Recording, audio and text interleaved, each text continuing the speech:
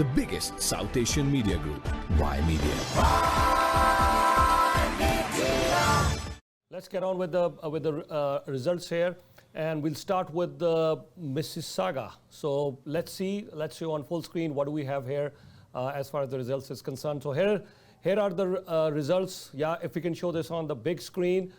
This is right across Peel region. If we can show, so PC party in the region of Peel, they are lagging behind. As much as we could say that they're ahead, but PC party, Doug Ford's PC party has a support of 29.9%. It's almost 30%, which is 29.9%.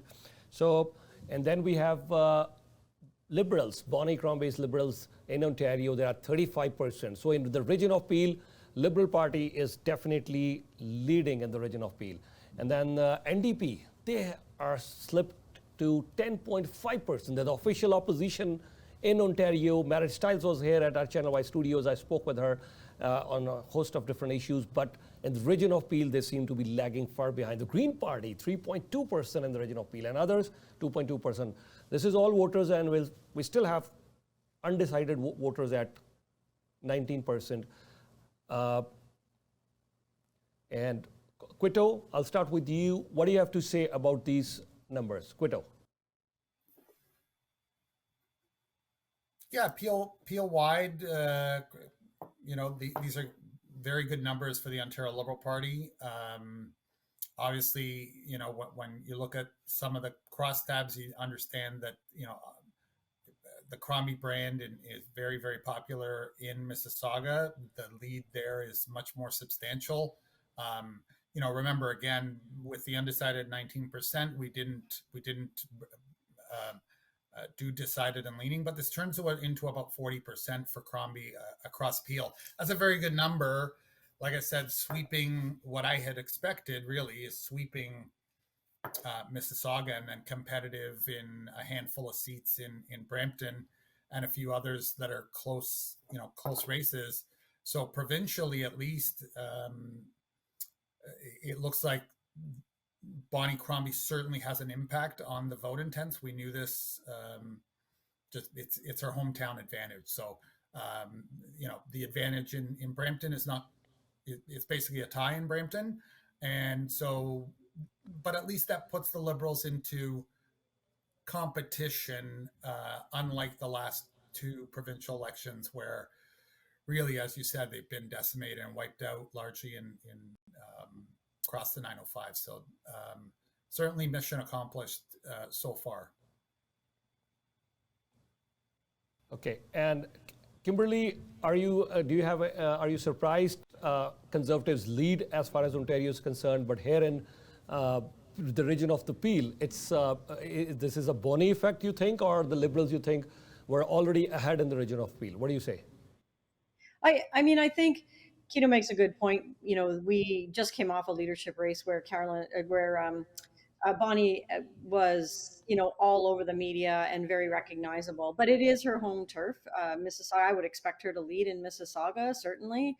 I think that's going to be a tough city. All of those ridings are going to be a tough city for the PC government to do well in the upcoming election. And it'll be interesting to see with, as time goes on and the Liberals are doing, they're campaigning and they're getting out there, to see whether or not that number moves at all in the Peel region, given the popularity of her just coming off the leadership race. So, I think Quito makes a good point around the timing. And again, it'll be interesting to see what happens and whether that moves.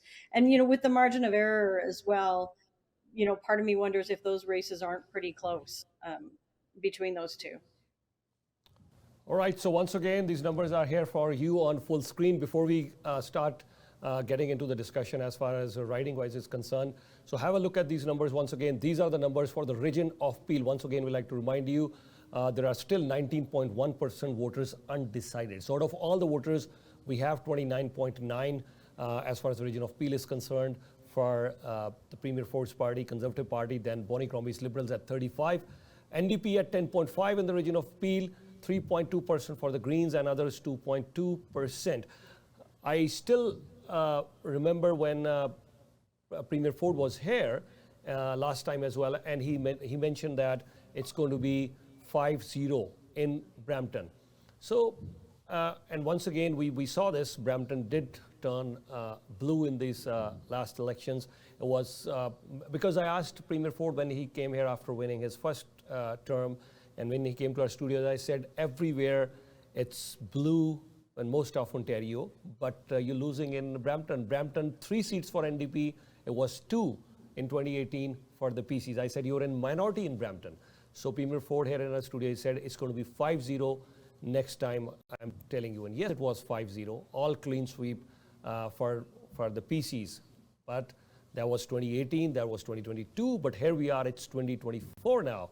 And we get to get the details as far as the riding wise is concerned. But we clearly see the numbers, if I may show that once again on full screen, we clearly see that the PC party is trailing here. Could you, if I may ask you, do you think the green belt has anything to do with this thing? Because the green belt scandal, I mean, it did definitely hit them, because the cabinet ministers, they had to be moved out, shuffled out, and one of the cabinet ministers also had to leave the caucus. So the green belt issue, there are a host of other issues. So 5-0, a massive victory in 2022. But here we are, a few months later, the PCs are behind, once again back. So green belt or anything else? What do you say? The reason? Look, I think the green belt, we pulled the green belt issue very significantly. And for the first time since Doug Ford became the leader of the PCs, and the first time since he was elected premier, it's the first issue that is broken through partisan lines. And all the other things that Ford has been criticized for since being elected premier, it doesn't touch his base. And so what I think happened with the Greenbelt scandal, and is still happening, and will continue to happen for some time, I think, is that, even PC voters didn't like the revelations and continue not to like it. It's sort of this very, and it's the first issue that has really touched his base in that way. So that was the danger of the green belt. And as we move forward, if more and more comes out of this RCMP investigation and other things, I think it will continue to hurt his personal brand. Is well above that of the party, and that's why this particular scandal has been so damaging. Other than that, I'd say every political party has a shelf life. Every political candidate has a shelf life. And, after 6 years in government, and, all governments start getting fatigue, as voter fatigue. And so some of that could be at play here already. Just 6 years in, we know that Justin Trudeau, after 2015, looked like he might be prime minister for more than a decade easily. And here we are 9 years later, and we know his current state of popularity. Okay, and Kimberly, before we get on to the riding wise, your final thoughts. Do you think, because it's the elections, because it's a majority government, the elections are not that close, it's still almost 2 years, 2026, that's the time we'll see another elections, most likely in May 2026. But I think, will the Greenbelt scandal go away by that time? What do you think about, they're talking about Highway 413, that's what they're trying to put across now. So your final words as far as the overall numbers is concerned, then we'll get into the riding wise analysis. Yeah, I mean, I think that the Greenbelt issue it's going to stick for quite a long time, and I do expect that we will see that issue come up as a campaign issue pretty strongly when we get to the 2026 election. I don't think he's going to be able to lose that. I think he will be forced to answer that. And I tend to agree with Keto. I think it's the first time that the party themselves have struggled with, where that lands internally, and there is some divisiveness. because of it. And I do believe that in 2026 he will have to address that. I don't believe it's going to go away. And the new highway, the 413, I think that was heavily pulled. It was heavily looked at. There was a lot of consultation around that one. I think Ontario does need to build more infrastructure, and if that's new roads, new subway systems, or whatever they are, we have to do it in a conscientious, environmentally friendly way. And we need to get people moving better and faster. I'd obviously like to see some green energy involved in that. But I think Ontario does need to move through in a much more efficient way. I mean, any of us that have ever been stuck on the 401 understand that we need more places for people to go, so that we're not all sitting there in our cars with greenhouse gas emissions. So as we move towards electric, as we move with more green energy, I think there's going to be some positives coming out of that, and I do think it will come up in the election. It'll be interesting to see how they handle that. All right, thank you so much. And here we get into the details. Riding-wise, we'll start with Brampton. We'll start with Brampton Centre. Let's quickly move on to Brampton Centre. The incumbent is Charlene Williams. She is also the cabinet minister. She's started as a councillor. She definitely started from the municipal elections. So she left her municipal seat to run for the Conservatives, and she did win. She went on to become the cabinet minister. So Charlene Williams, if we look at the numbers, so Brampton Centre. So when we ask this simple question, if a provincial election were held today, which party or candidate would you vote for? In Brampton Centre, Charlene Williams, 26%. The Liberals are ahead here, 34.3%. NDP, 22.4%. In third position, the Green, barely they could make it to 1%, it's 0.9%, and others almost negligible. So out of all these voters, 17.4% are still undecided. But if the election was held today, the Liberals could win a seat in Brampton Centre. This has been mostly a swing riding, if I would say, federally, provincially. But here it is, the incumbent cabinet minister, Charlene Williams. In today's Ymedia Mainstreet poll survey, she is trailing behind despite being a cabinet minister. And almost by good 8 percentage points, she is trailing behind. Quito, your take on Brampton Centre? Yeah, I think it's important to point out, Ymedia, that the margin of error here at the riding level is substantially higher. This is based on roughly 100 samples, and so this is a substantial shift from where we were in 2022 when Ms. Williams won with, I believe, well over 40%. The Liberals were in third in this riding. But pretty close between the Liberals and the NDP. So it seems like things have certainly shifted. But again, just a caution on the sample size here that the margin of error is in excess of 6%. So an 8-point lead with a margin of error of 6+ is not as substantial as it may appear on the surface. Okay, Kimberly for Brampton Centre, your quick take. Yeah, I mean, I think Charmaine Williams has really worked hard with her community. I know she's been out in the community quite a bit. She's a first time PC MPP and a first time cabinet minister. So I think she's got a lot of work ahead of her still, and I think you'll probably see those numbers shift back into her favor. She's quite popular in her own riding. And, to Kito's point, we have to be careful around the margin of error here and what it really looks like. All right. And now we'll quickly move on to Brampton South. Charmaine Williams is a cabinet minister, but Charmaine Williams, she's trailing behind. But another cabinet minister, Brampton South. Let's see what's the position as far as Brampton South is concerned. We have the Minister of Transport. He's been a cabinet minister. Prabmeet Singh Sarkaria. So Prabmeet Sarkaria, he is almost neck to neck. Brampton South, 26.5%. If the elections were held today, these are the voter intentions, 26.5% from Prabmeet Singh Sarkaria in Brampton South. Liberals, 26.5%. And then you have NDP at 3.6%. The Green Party, that's very interesting. The Green Party is at 8.1%. So Green Party seems to be doing even better than the NDP. I think they're pretty much out of the margin of error here. But neck to neck, as far as the Liberals and the PC Party is concerned, Brampton South.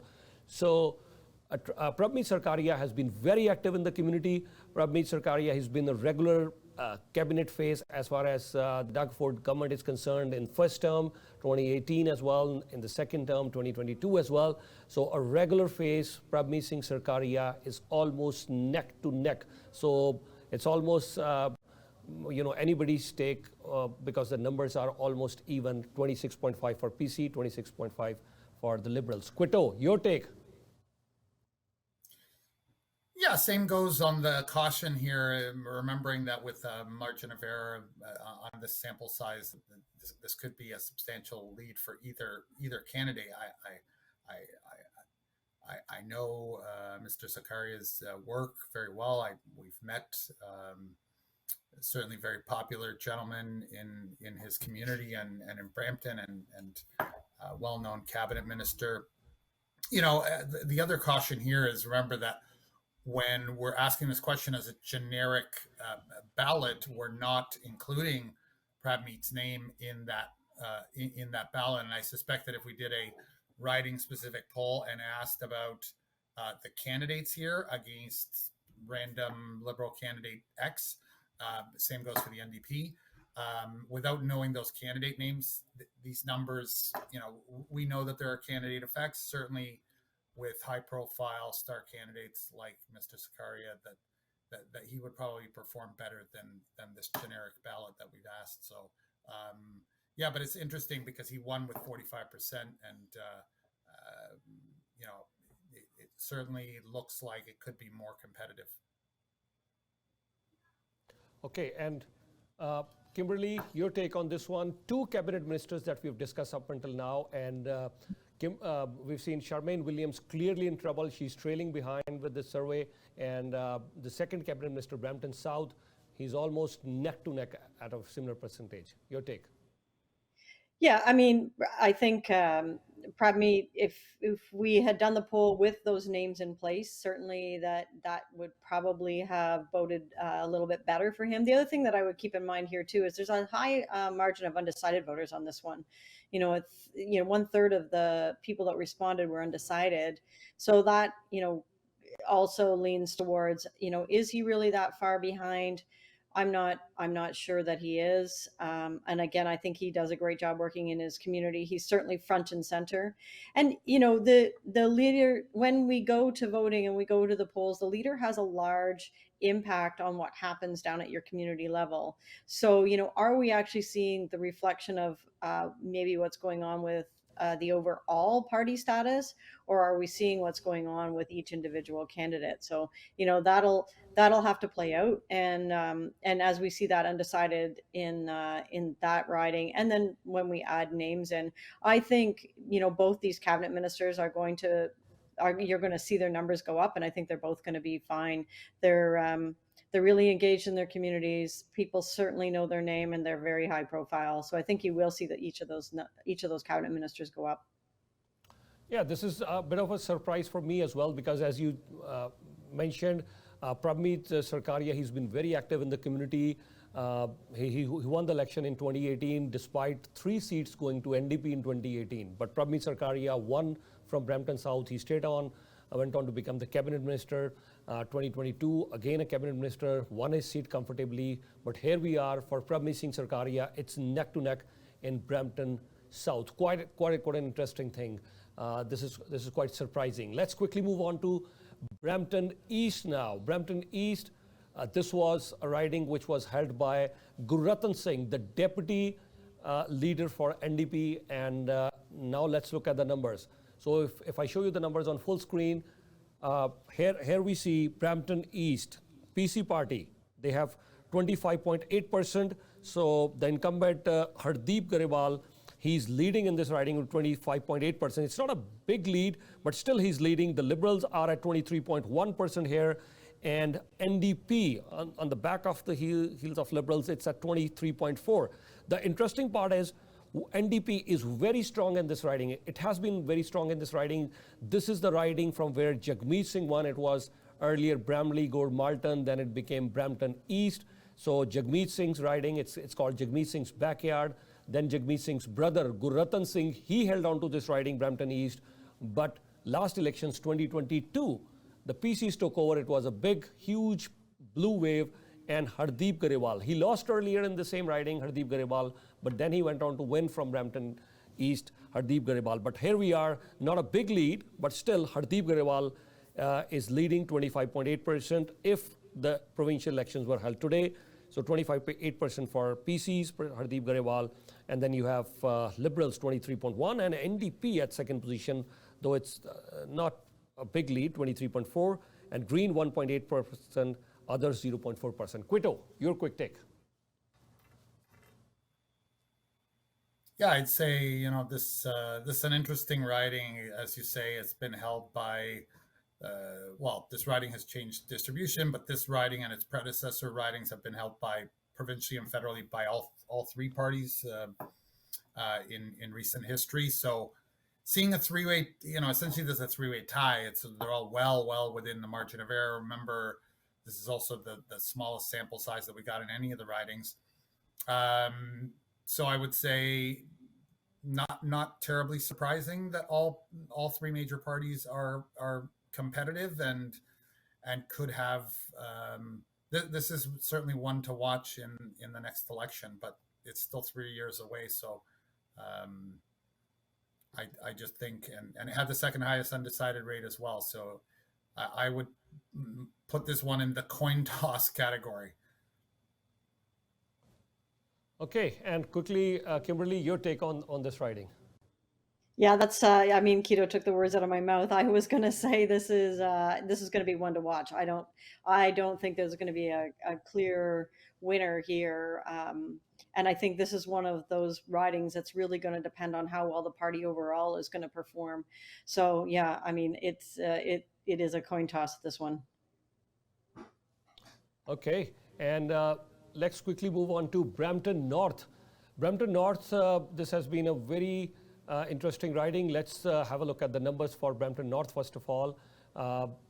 So on this riding as well, as we clearly see, the PCs are still holding on to the lead in this riding as well. So it's 31.7% for the PC party. The incumbent Graham McGregor, he's been a very active member in the community. He has won the riding recently, and the Liberal Party, they are trailing 28.6, but the lead isn't that much. It still can be covered. NDP far behind. Mind you, this is another riding which NDP used to be very, very strong in this riding. Brampton North, this was definitely considered as a strong NDP riding. NDP won in 2018. This riding, NDP won in 2018, but this time they lost in 2022, and now they're trailing far behind. So the Jagmeet Singh effect, we used to call Brampton East and Brampton North the backyard of Jagmeet Singh, but I think they're losing their effect here in these ridings. So Brampton North, clearly NDP trailing far behind. It's mainly between the Liberals and the PCs. Back to the race between Liberals and the PCs. So 31.7% for PC, Graham McCraw, and 28.6% for Liberal. The Green Party, 3.3%, others 1.3%. We still have a lot of undecided voters. They're 23.4%. So a lot of votes up for grabs. Quito, your take. Yeah, I would say, we're seeing, as you mentioned, that this is, a little bit surprising. The NDP has historically done well here with Jagmeet Singh federally, with his brother Gurratan winning this seat in 2018 and then losing it. I think, next door in Brampton East, but the NDP in the last election, this is one of the few ridings where they came in third. So it's not that surprising. And I guess seeing that, this is more the failing of Merit Styles, I guess, would be my point to make, that perhaps the NDP selecting a candidate that isn't as well known and connected in Peel is going to be a big challenge when you have, Bonnie Crombie as the Liberal leader, and you have Doug Ford, who's also quite popular in Peel, as he is in Toronto. So that could be the story of the next election, I think. Okay. And Kimberly, a quick one from you. Yeah, and I mean, I think this is very similar to Brampton East. I think it's going to be one of those ones that we're going to have to watch. I think the PCs stand a good chance at holding on to it. It looks like to me that what might happen here is the Liberal and the NDP might battle it out, splitting the vote a little bit, and then letting the PCs come back through. But again, with Brampton East and Brampton North, those will be the two to watch for sure. Okay, and let's quickly move on to Brampton West now.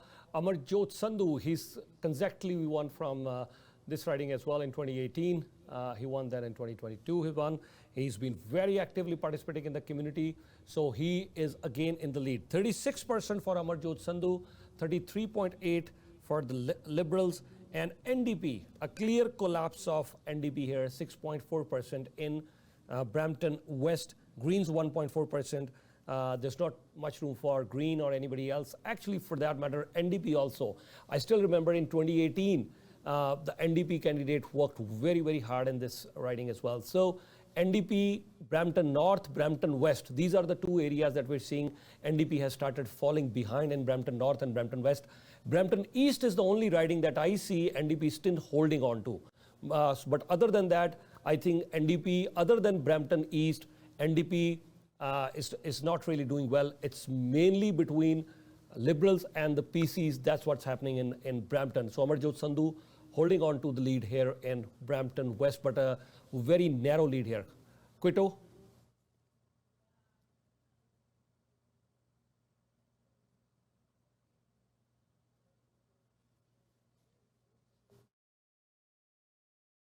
Your mic is off, I guess. Quito, your mic is off. Quito, did you mute it? My apologies. I might have been muted there. Can you hear me now? Yes. Yeah, please go ahead. I think if you're Merit Styles or an NDP supporter and you're looking at all these numbers, but this one is really I would say, head shaker, catastrophe. Remember this riding, the NDP lost in the 2018 election by like a point and a half, something like that, and then dropped to third place in the last election, and now basically is a two-way race between the Liberals and the PCs. These are concerning numbers if you're in Merit Styles' office today, looking at these, and they got a lot of work to do because this is a gigantic collapse from where they were just 2 elections ago. Oh yeah, I couldn't agree. These numbers are very concerning for NDP if you were in Merit Styles' office. A quick 30-second for you, Kimberly, and then we'll move on to Caledon and Mississauga.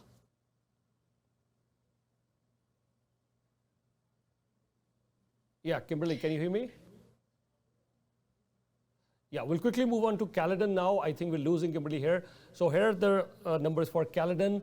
So Caledon, we have Sylvia Jones. We all know she's the cabinet minister there. She's an incumbent from there.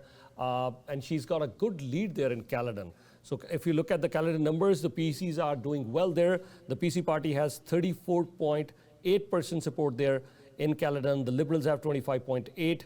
NDP not doing bad as compared to Brampton ridings, I would say, 12.4%. The Green at 6.6%. There are not many undecided voters here. Precisely that's the reason NDP and Green, they've also done reasonably well.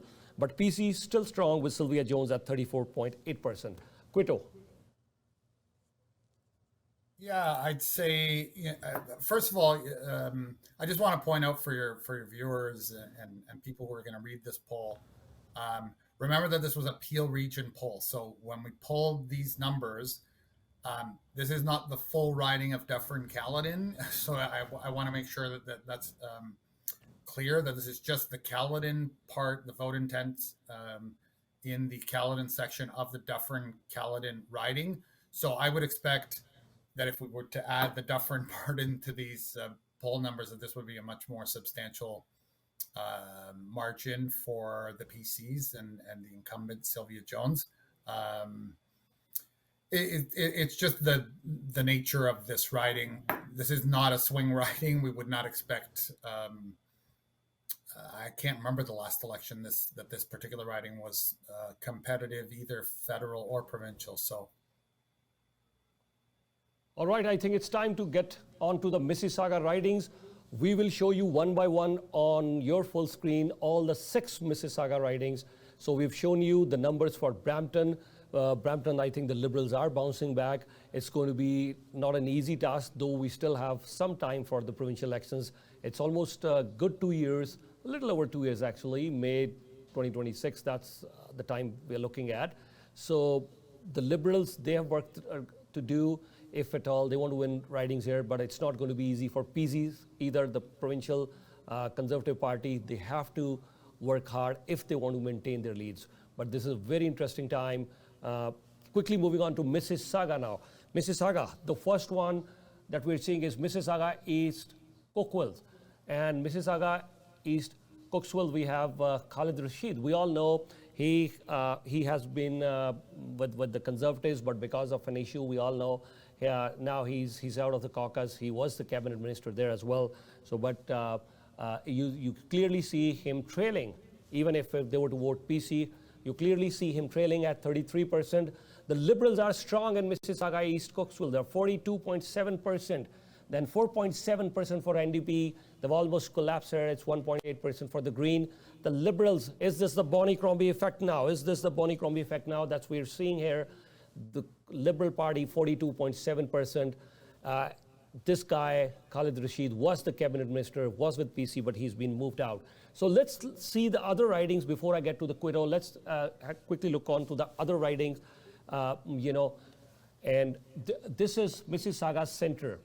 Mississauga Centre, again, oh my God, you look at that Liberal Party, 39.3%, very strong Mississauga Centre, and the incumbent, Natalia Kunstova.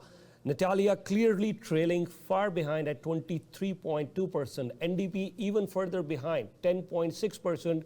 Green at 3.7% and others 1.6%.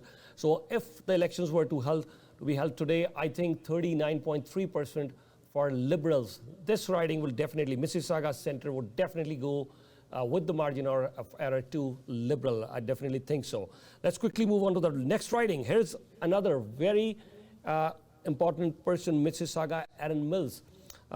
Very active in the community, Sharif Sawabi, but trailing behind. The Liberal Party, once again here at 39.9% in Mississauga Erin Mills. Sharif Sawabi, 30.2%. And NDP, almost in lower single digit, 2.7%. Green, 1.5%. So Mississauga Erin Mills would clearly go to the Liberals today if the elections were to be held today. Is this a Bonnie Crombie effect or the Liberals are bouncing back? We'll definitely ask our experts later on. Quickly moving on to the next riding here. Let's see what Mississauga Lakeshore has to offer. Mississauga Lakeshore. Okay, this is quite interesting. The incumbent PC party and member provincial parliament, Rudy Cazzetto. Rudy Cazzetto is at 33.1%, but the Liberals are ahead here, 34.5%, though the lead isn't that big here, but definitely the Liberals are ahead at 34.5%. NDP 10.8%, the Green Party 2.1%. So this seat would have gone to the Liberals once again. So Liberals are back here as far as this seat is concerned. Let's quickly go on to our next riding now. Mississauga Malton. Mississauga Malton, Deepak Anand. Deepak Anand is trailing behind here at 30.5%. The Liberals very, very strong here. Oh, wow. 44.3%. That's a huge, huge lead, almost a 14% lead. A 14% lead in this riding in Mississauga Malton. The Liberal Party has 44.3%. Deepak Anand trailing far behind at 30.5%. NDP 7.7% in single digits. The Green Party is also in single digit, 1.4%. So if election were held today, Deepak Anand would lose his seat, Sharif Sawabe could lose his seat, Natalia could lose his seat, and Khalid Rashid could lose his seat. Up until now in the 5 ridings, there's only one riding, Rudy Cazzetto, which would stand a chance, but Liberals are leading there as well. 5 ridings, Liberals are leading all 5 ridings that we've discussed up until now.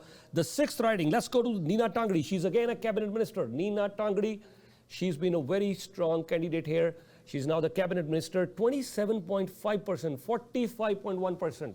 I think the Liberals could make almost a clean sweep. It could be 5-1 or 6-0, 5-1 or 6-0. The Liberal Party is 41.5% in this riding, Mississauga Streetsville. Neena Tangri is far behind with 27.5% and 11.1% for the NDP, 5.5% for Green. So it could be 6-0. That's the big news that we are going to, I think this would be the headline here. That is the headline here. I think if I look at the numbers here, this will be the headline at Ymedia Mainstreet poll. If the elections were held today, Mississauga could go red. Definitely Mississauga could be 6-0 or 5-1 if the elections were held today. And in Brampton, the PCs are barely surviving. The Liberals are really coming back strong.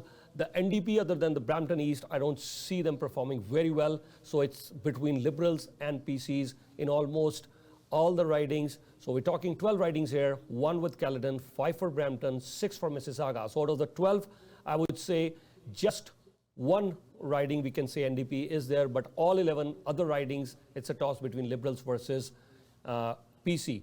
But out of Liberals and PC, let me ask Quito. Quito, very strong performance in 12 ridings for Liberals or PC. If you had to pick one, and looking at the Mississauga ridings, I want you to take your analysis. Quito. Yeah, if we look at the 2022 results, there were still, Mississauga was still one of the places where we saw Liberals still very competitive. Deepika Damerla, who's now only lost by 3%. Liz Mendez in Lakeshore lost by a couple of points. There was still hopes in 2022 that the Liberals would pick back up some of these ridings that they've held. They're all held federally by the Liberals, so certainly these numbers are not that surprising, given that it's Bonnie Crombie's home turf. I would be hard-pressed not to say that this is going to be a sweep for the Liberals. It's a little bit closer in Mississauga Lakeshore, not surprising. It's the demographics in Lakeshore are a little bit different than most of the rest of Mississauga. But like I said, Mississauga always swings one way or the other unanimously for parties. So this isn't surprising to me. Quick synopsis. There's a quick synopsis of the provincial results. Ymedia Mainstreet poll. Ymedia Mainstreet poll, a quick synopsis of all the ridings, 12 ridings.